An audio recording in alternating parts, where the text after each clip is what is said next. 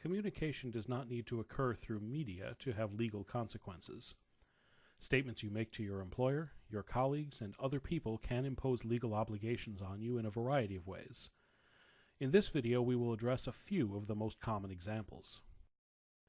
Specifically, we will look at communication in which you represent your employer, communication's role in the formation of a contract, and a few communication issues that are of special concern for human resources professionals as they recruit, hire, and supervise employees. Your relationship with your employer is one example of a larger category of legal relationships called the relationship between a principal and an agent. Because your work for your employer benefits you indirectly through your pay, and because the employer has the authority to direct when, where, and how you do your work, in legal terms you are your employer's agent, and your employer is your principal. Note that this is not necessarily true if you are an independent contractor, such as a freelancer. The scope of your authority as an agent can be virtually unlimited, or it can be restricted to a few narrow duties. How much authority you have is determined by your employer's formal statements, such as your job description, the authority you need to have, or that someone in your position usually will have to do your job, and the kind of authority your job makes it seem like you have. Your employer also can give you authority retroactively by approving something you did that normally would be outside your authority as an agent. Knowing the extent of your authority is important because within that authority, you can act on behalf of your employer, binding your employer to legal obligations, including contracts. To make sure that those legal obligations apply to your employer and not to you personally, it is important that people you work with outside your company are unmistakably clear about whom you work for and that you are acting for your employer, not yourself.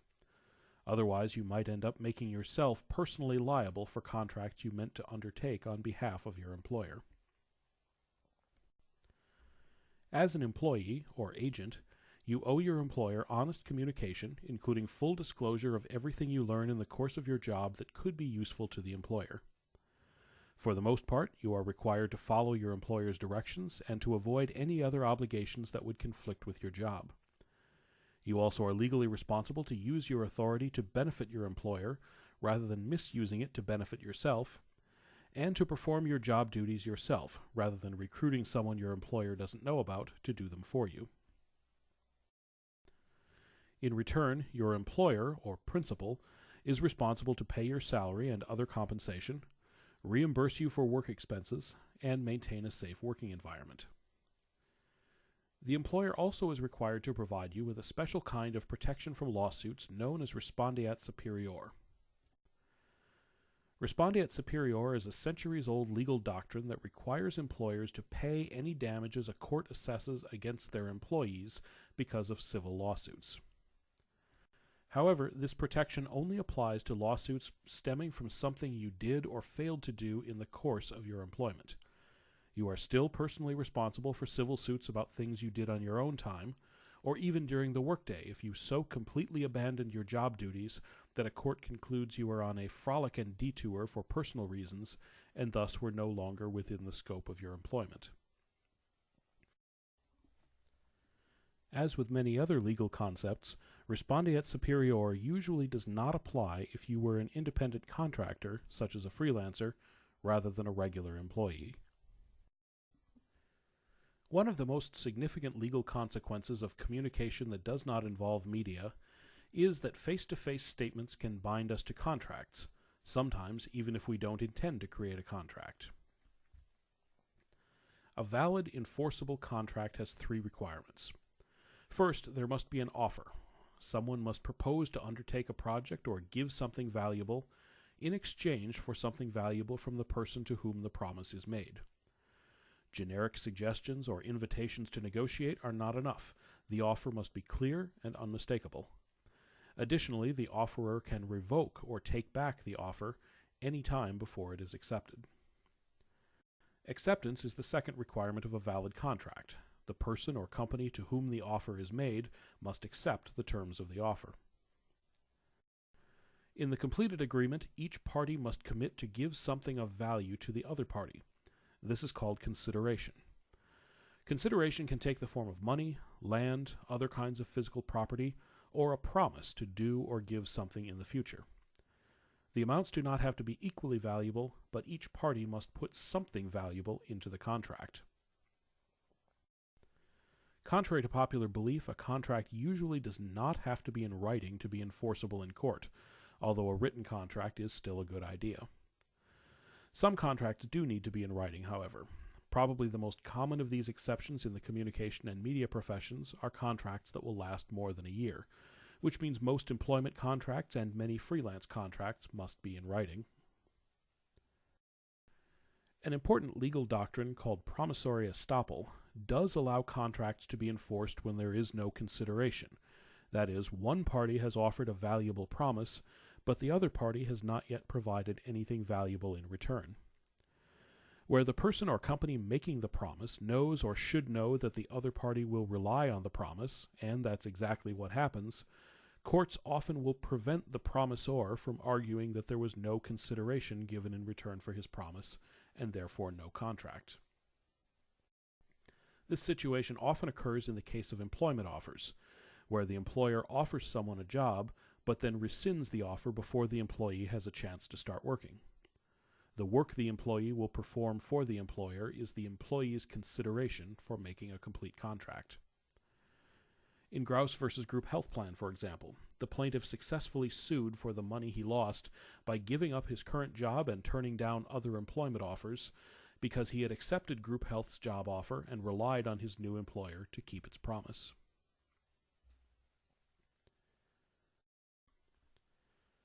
This issue of liability for employment offers is just one of the principal legal issues a human resources professional must consider.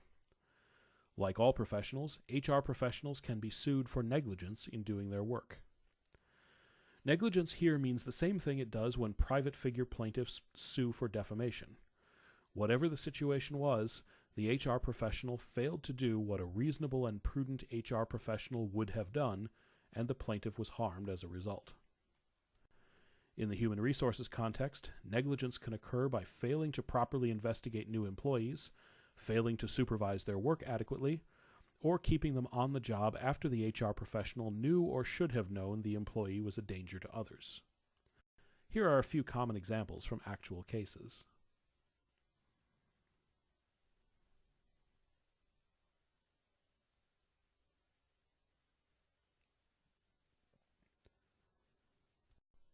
Issues of communication law also come into play when HR professionals are involved in recruiting employees with existing contracts to other employers. Deliberately and specifically encouraging these potential employees to break their contracts and work for your organization instead can make your organization liable to that employee's former employer. The details of your recruitment tactics matter. If you simply promote your organization as an excellent place to work, you're in the clear.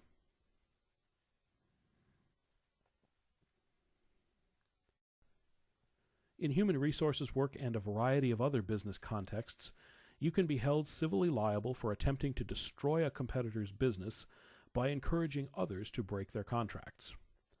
For example, if you try to get the suppliers of your competitor's merchandise to break their promises to deliver to your competitor, possibly because you have offered to pay them for it, you could be liable to your competitor for interference with potential economic advantage.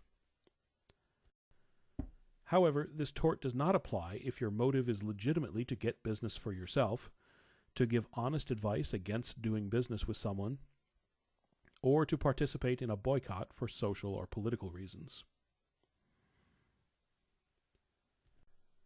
Within the workplace, HR professionals are responsible for preventing employees from doing things that would violate the employer's duty to provide a safe workplace.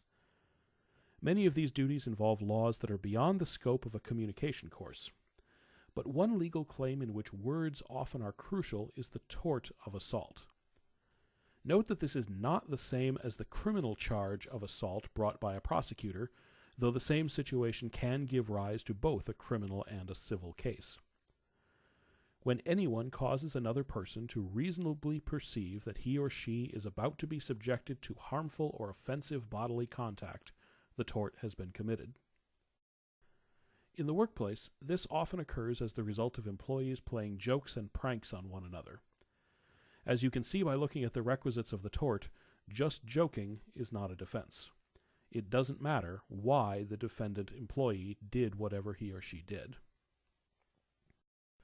To qualify as civil assault, the anticipated contact must be imminent and within the capability of the defendant. And although mere words, no matter how hurtful, can never constitute assault, the best evidence for an employee, customer, or visitor suing your organization often are the words the defendant employee spoke as he or she engaged in some kind of action. Often the words are potent enough that little action is required to constitute a completed tort of assault. And remember that because of the Respondeat superior doctrine, employers usually are liable for civil judgments arising from anything employees do in the workplace.